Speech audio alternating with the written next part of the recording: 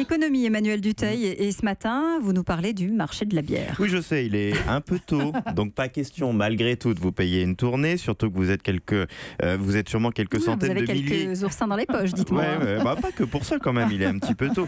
Mais alors, si je vous en parle ce matin, c'est qu'après des années de crise, le marché de la bière a confirmé l'an dernier un retour à meilleure fortune, près de 3% de hausse en volume. Ça fait 3 à 4 ans que ça va vraiment mieux sur ce marché de la bière. Imaginez, un petit peu comme le marché du vin finalement, le marché de la bière s'était avant cela effondré pendant plus de 30 ans. Bon, ça se fête. Comment ça s'explique? Eh bien, les raisons sont multiples. Déjà, la météo a été plutôt bonne l'été dernier. C'est tout bête, mais c'est indispensable pour que le marché de la bière se porte bien. Et surtout, le marché... Voilà. Mais le marché de la bière, c'est l'un des marchés qui réagit le plus au degré. C'est assez impressionnant, disent les spécialistes. Et surtout, ce marché de la bière, et c'est ça la véritable raison, c'est totalement réinventé ces dernières années.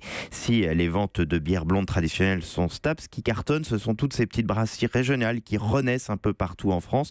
Entre 2005 et 2013, ils sont créés environ 50 par an. Depuis 2014, c'est 100 par an. Et ces brasseries font des produits nouveaux avec des saveurs nouvelles. Les spécialistes le disent, la bière était devenue un produit très standardisé. Là, elle s'est réinventée et il n'y a pas d'autre mot, ça cartonne. Donc si je vous suis, on a la météo, on a les petites brasseries, ce sont les seules raisons? On a aussi les grandes marques qui du coup s'adaptent à cette nouvelle tendance et proposent là aussi depuis quelques années des produits nouveaux. Vous avez tous vu par exemple les bières aromatisées, là aussi c'est un bof, mais c'est un vrai succès en tout cas.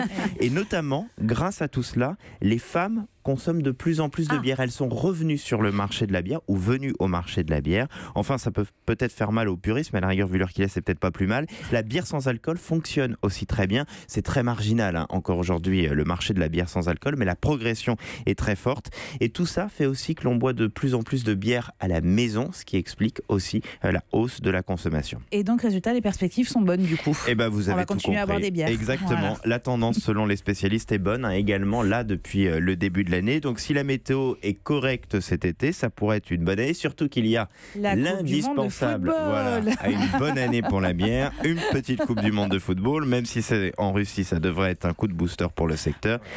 Mais bon, il y a quand même de la marge, parce que nous sommes en France de tout petits consommateurs de bière. Ah bon? Et oui, tous ceux qui nous écoutent et vous également dans ce studio, on boit environ 30 litres. Vous n'en savez rien.